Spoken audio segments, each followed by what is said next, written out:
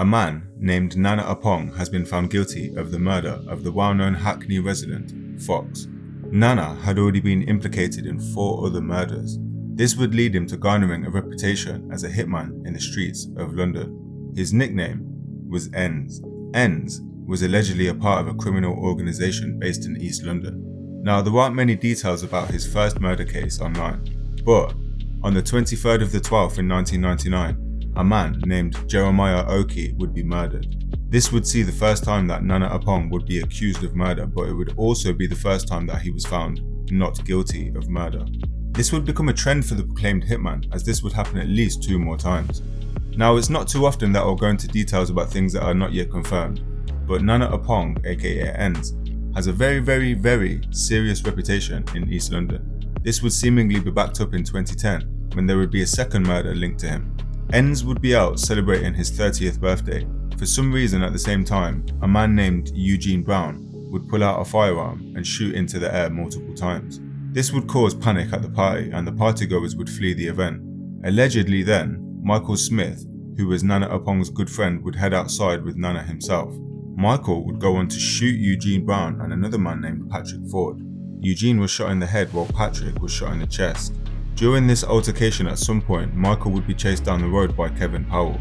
Now, Michael is the best friend of Nana, while Kevin is alleged to be the brother of Fox, whose real name is Robert Powell.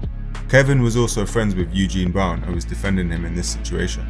While Kevin was chasing Michael down the road, he would let off multiple shots in Michael's direction, which would add up to at least 24 bullets being discharged by Kevin as he pursued Michael. While Michael was escaping from Kevin, his suit was covered in blood and Michael was shot at least twice in this altercation. Allegedly, Ends would pick Michael Smith up and save him from this incident and would end up taking him to hospital so that Michael survived. Both Eugene Brown and Patrick Ford would die of their injuries. Michael Smith was jailed for 34 years for double murder.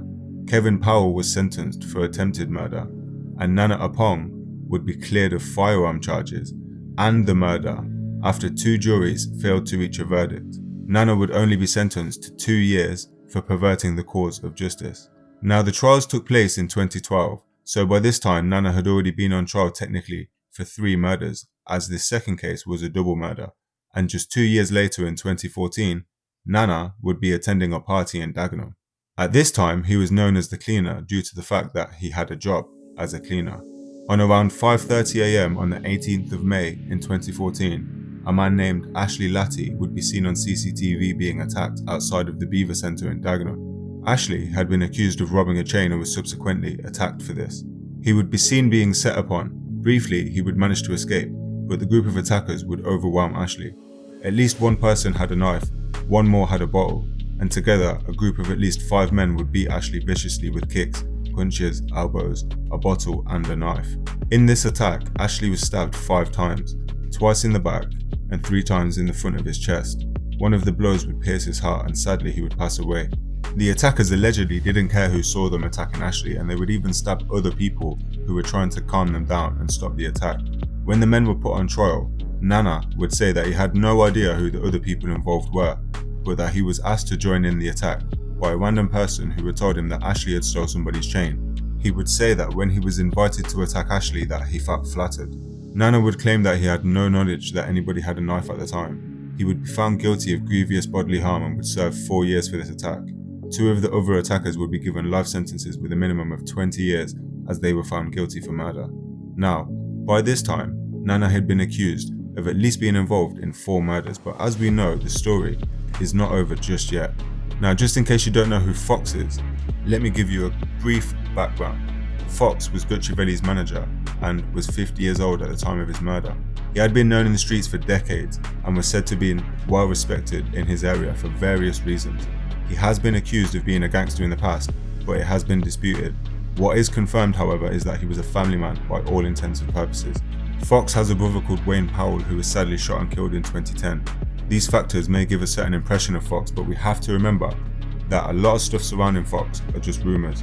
Now, when it comes to Nana Oppong, also known as Ends, there are several rumours surrounding the relationship between Fox and Ends, but none of them have been proven at this point, so I won't go into those rumours like a lot of other channels will. But around June of 2020, for whatever reason, Nana Oppong would be looking for Robert Fox Powell to kill him. and sadly, that is what would unfold. The Essex police have put together a video describing the events in detail. The murder of Robert Powell was calculated, planned, vicious, and only can be described as an execution, committed by serious organised criminals. Just prior to 5 a.m. on the 13th of June 2020, Essex police were called to the reports of a shooting in Water Lane, Roydon near Harlow. Upon arrival, Robert Powell, aged 50, was found having been shot 8 times and later died in hospital. In the hours leading up to Robert's murder, he had been present at a party where approximately 100 people were there. 2 young women were also taken to hospital, having been caught in the crossfire. Our inquiries really centred on the location, speaking to witnesses, conducting forensic inquiries using ballistics experts to try and piece together what happened at the point Robert was shot and the hours leading up to it. This was an extremely complex investigation because of the level of criminality that we were dealing with. Following initial inquiries, we received some information that led us to identifying 3 key vehicles that were involved in the murder, all of which played their part. A Ford Cougar was identified containing the individuals that physically shot Robert Powell, a second vehicle, a Vauxhall Zafira, that was a supporting vehicle, and a third, a Prius, which we believe was there to look out for Robert Powell and identify when he exited and left the party. Having identified the key vehicles, we then looked at where those vehicles went following the murder. The Cougar and the Zafira then went to a nearby industrial unit in Epping, where the Cougar was left and then later picked up some hours afterwards. Having received this information about the vehicles, we started to build our case looking at CCTV at the scene, ANPR activity, intelligence, and lots of inquiries with other agencies around the UK. This led us to identifying key individuals who we nominated as suspects in the inquiry. Through analysis of CCTV, ANPR, and with assistance from the National Crime Agency, we identified EncroChat encrypted phones that were linked to key suspects in this inquiry. We identified over 1,000 telephones within the course of the inquiry and submitted over 300 telephone applications. Some of the phones that we identified could only be described as burner phones and were purchased purely and solely for this crime. The evidence that we obtained from the EncroChat telephones showed that Nana Oppong was involved in the high-end supply of Class A controlled drugs. He pleaded 2 offences linked to this during the trial. Other evidence that we obtained from the EncroChat handles showed that Nana Oppong was in conversations with others in the weeks leading up to the murder about firearms and ammunition. This, with other evidence, identified that a week prior to the murder, attempts were made to locate Robert Powell at a party in London, using the same key vehicles that were used in the murder. Other than the date of the attempt and the murder itself, both the Vauxhall and the Ford Cougar were not ever seen on ANPR or any other activity across the UK, so they were solely used for the purpose of trying to locate and kill Robert Powell. In the days following the murder, we received information to suggest that the suspects had fled the country, knowing that they were sought by UK law enforcement. Finally, in 2022, Nana Oppong and Isra Shah were both apprehended and arrested and extradited back into the UK. Nana Oppong was extradited from Morocco, Isra Shah from Spain. Just confirm your name for me. Isra Shah. Cool. Isra Shah. Time's 2 minutes to 4. Okay, you're under arrest for first instance warrant relating to the murder of Robert Powell. The magistrates at Chelmsford Magistrates Court have issued a warrant for your arrest, and that's in relation to a murder, possession of a firearm with intent to endanger life, and wounding with intent. My team have worked tirelessly over the last 4 years, piecing together the evidence and information, and at the same time trying to locate the suspects that are outstanding for this murder. At the centre of any murder investigation is the victim. Robert Powell, aged 50, was gunned down outside an address in Roydon in 2020. Robert was a family man, and they loved him and will miss him dearly. And so, Nana Oppong has been arrested. He has been tried and he has been found guilty. He will be sentenced on Friday the 31st of May. Guys, this is one of the craziest stories that I've ever came across. This is some American type stuff. You typically don't hear about stories like this in England where someone has been tried for 4 murders and managed to evade every single sentence that many times, but then they've finally been convicted in a horrific attack. But guys, rest in peace to all of the people that were killed and huge condolences to their families. Hopefully this outcome can somewhat bring peace to some people's loved ones, but ultimately justice is subjective, and the truth is that there will be mixed feelings about this whole thing even now. Some people simply do not like the justice system.